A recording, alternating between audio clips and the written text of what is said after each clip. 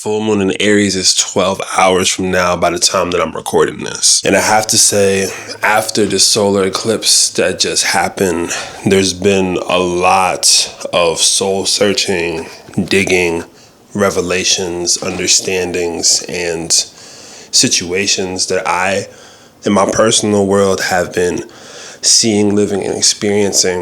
And it's been giving me a very different perspective on my life, my life's mission, my purpose,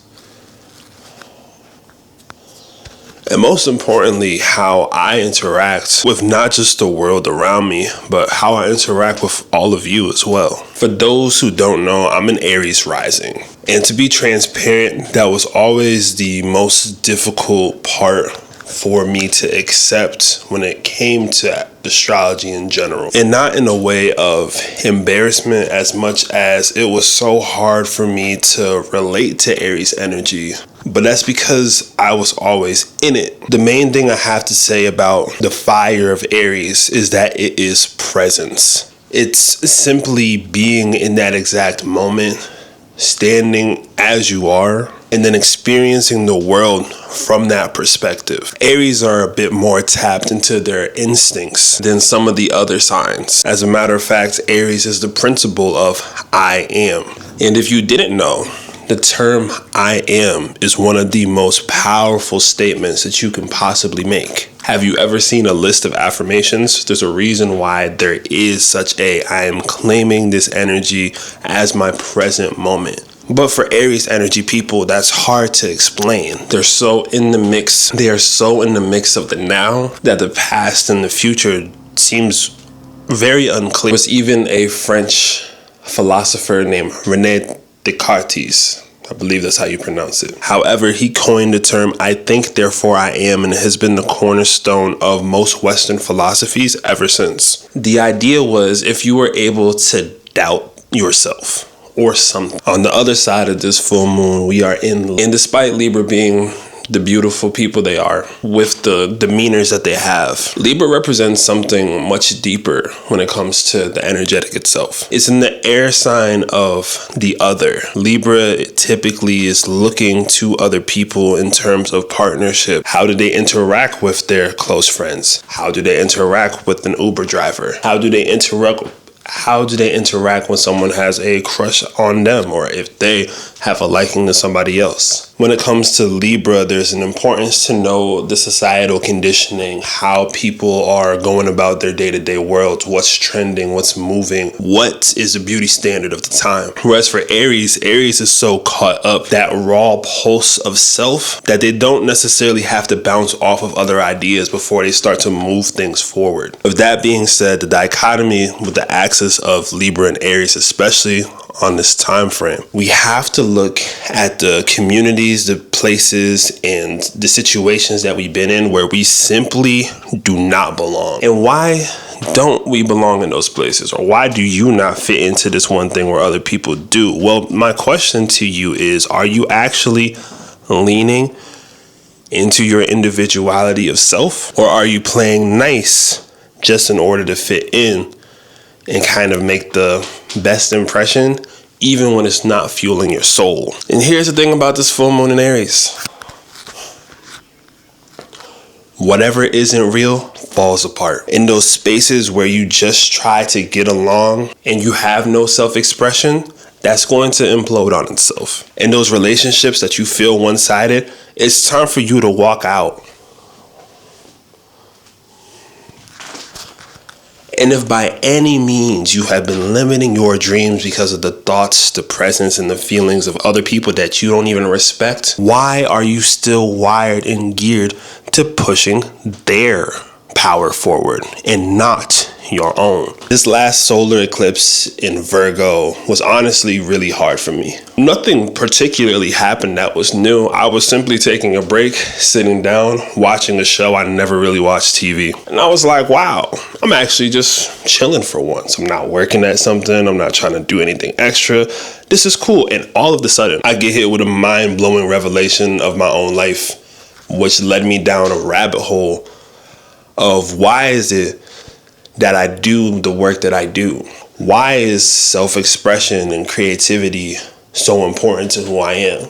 Why is it that despite the talents and the gifts that I have in so many other areas, I decided to take a career path geared and designed to help people come into their own humanity, to come into who they are? And I had to realize part of my devotion to astrology was that it's the first thing that I found between science, religion, math, spirit that gave me a sense of humanity in this world. Because to be honest with you, I didn't get that grace from the people in my world like that. It isn't until now in my Saturn return, after facing and fighting all of these different trials in my own life, where I'm in these situations where people are caring about my well-being and mental health. It took me 28 years to be able to even start to be in that situation. And I wondered why that was, and I realized that since my Saturn return has started, I have been very unable to keep up facade. In my real life, people have been like, hey, do you like this person? I'll be like, I hate them. And if I do hate them, it's how I feel. I have the justification to back up and say, hey, these are the reasons why. And I realize, I'm like, what is the common denominator?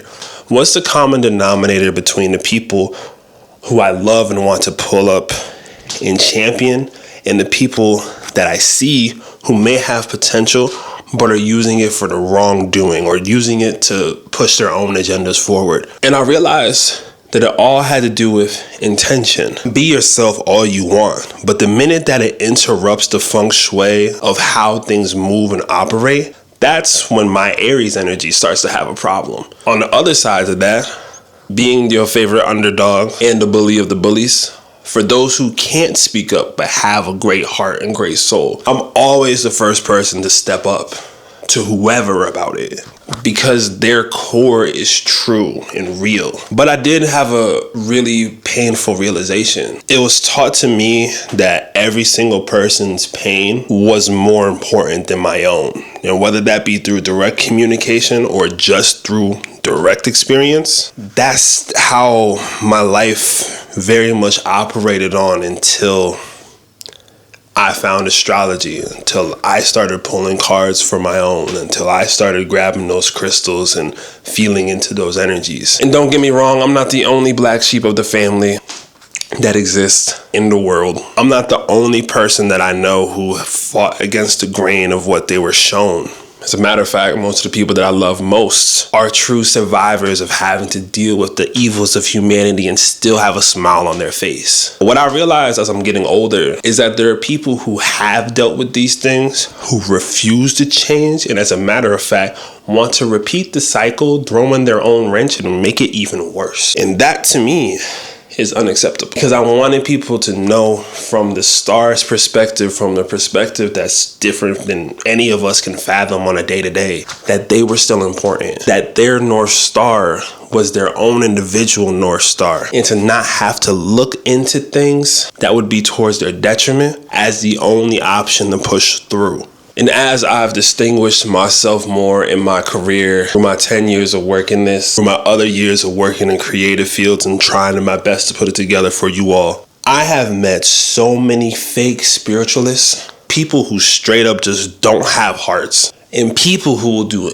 anything to fuel their own agendas, no matter how much they hurt around them. And to be honest, it's just been exhausting to see. In each of these things that I'm seeing, I start to feel a fire that's in me that a lot of people forget about, because I'm very calm and collected about the things that I typically go about and do. But the injustice, the judgments, the use of spirit or invoking spirituality while not living up to any of its standards is such a foreign concept to me.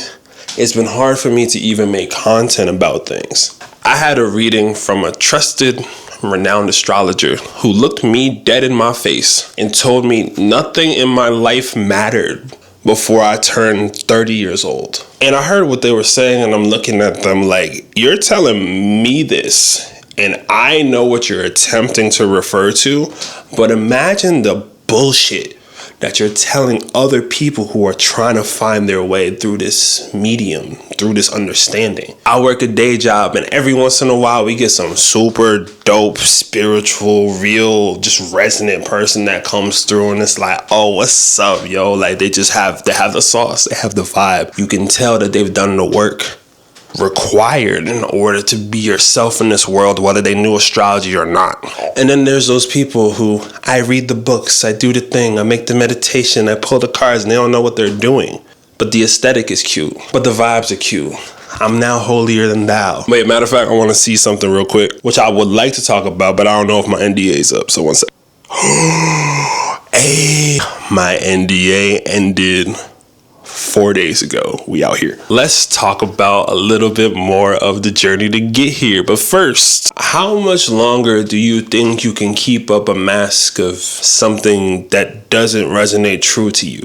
Because this full moon in Aries is breaking that shit wide open. So whatever it is behind the layers of what you think that you're pushing out into the world, people are going to see the other side of that. The irony of talking about this and just hearing all the sirens outside is hilarious and does not escape me.